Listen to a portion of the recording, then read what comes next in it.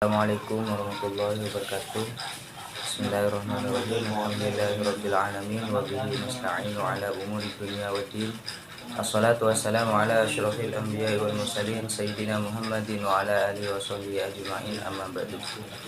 Pertama yang saya hormati Al-Mukarram Kiai Haji Mutawakkil 'ala Allah SHMM, dan yang saya hormati Bapak Rektor Universitas Zainul Hasan Genggong, yakni Bapak Abdul Aziz Wahab, dan yang saya hormati Ibu Nur Fatimah selaku dosen pengampu.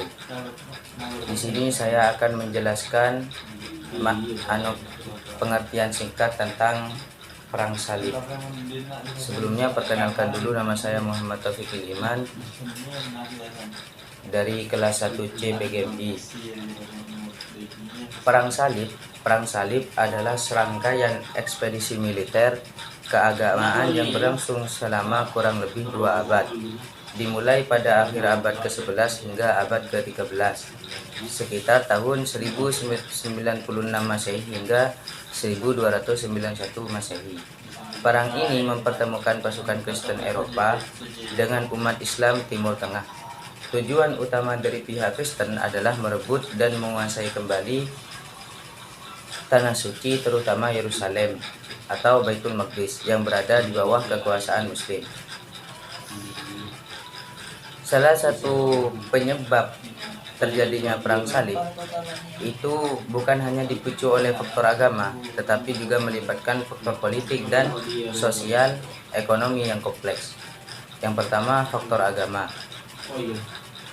Ada 3 tahapan. Yang pertama yaitu keinginan umat Kristen Eropa untuk membebaskan Yerusalem, kota suci, bagi 3 agama monoteis, Islam, Kristen, dan Yahudi, dan kekuasaan Muslim dinasti Seljuk.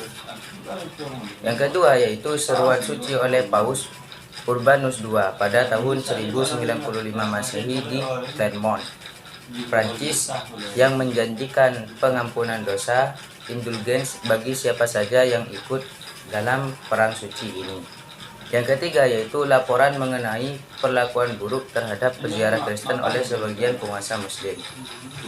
Yang kedua yaitu faktor politik.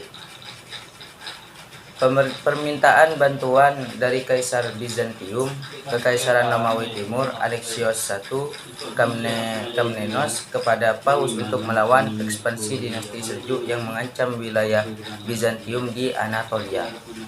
Yang kedua yaitu ambisi para bangsawan dan raja Eropa untuk memperluas kekuasaan dan mencari wilayah baru. Yang ketiga yaitu faktor sosial dan ekonomi, yang mana kondisi sosial ekonomi yang sulit di Eropa mendorong kaum bangsawan dan rakyat jelata untuk mencari kekayaan dan peluang hidup baru di Timur Tengah. Juga pengendalian jalur perdagangan penting antara Eropa dan Asia oleh kekuatan Muslim. Perang salib itu terdiri dari beberapa gelombang utama, yaitu Perang Salib I pada tahun 1096 Masehi sampai 1099 Masehi.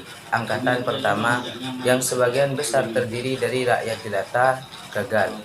Angkatan kedua yang kedua terorganisir, berhasil menaklukkan beberapa kota yang termasuk Antioquia, dan puncaknya adalah penaklukan Yerusalem pada tahun 1099 MM yang mengarah pada pembentukan negara-negara salib, Crusader status.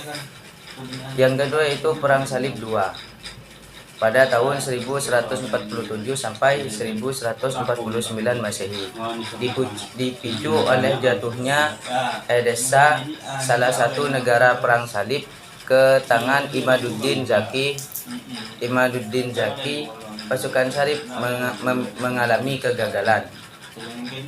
Yang ketiga yaitu Perang Salib yang terjadi pada tahun 1189 sampai 1192 Masehi, dipicu oleh direbutnya kembali Yerusalem oleh panglima Muslim yang legendaris Salahuddin Al-Ayyubi atau Saladin pada tahun 1187.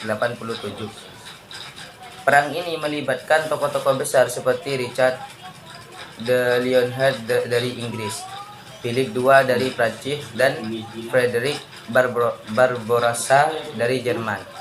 Perang berakhir dengan perjanjian Ramla yang memberikan akses peziarah Kristen ke Yerusalem tanpa mengembalikan kekuasaan kota tersebut kepada pihak Kristen. Selanjutnya yaitu dampak Perang Salib. Perang Salib memberikan dampak besar bagi peradaban Islam dan Kristen. Bagi dunia Islam, yaitu dampaknya mendorong persatuan militer di bawah pemimpin-pemimpin besar seperti Imaduddin Zangki, Nuruddin Zangki, dan Salahuddin Al-Ayyubi. Selanjutnya, salah satu dampaknya yaitu terjadi pertukaran pengetahuan dalam ilmu kedokteran, arsitektur, dan teknologi militer. Yang selanjutnya, dampak bagi Eropa atau dunia Kristen.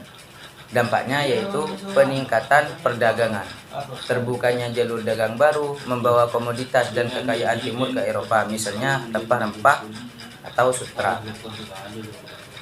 Selanjutnya itu perkembangan intelektual. Terjadinya kontak budaya yang signifikan yang membantu transfer ilmu, pengetahuan, dan filsafat dari dunia Islam ke Eropa, yang pada akhirnya berkontribusi pada kebangkitan Eropa Renaissance. Selanjutnya itu penguatan monarki. Raja-raja Eropa memperoleh kekuasaan lebih besar di tengah melemahnya pengaruh bangsawan yang banyak berpartisipasi dalam perang.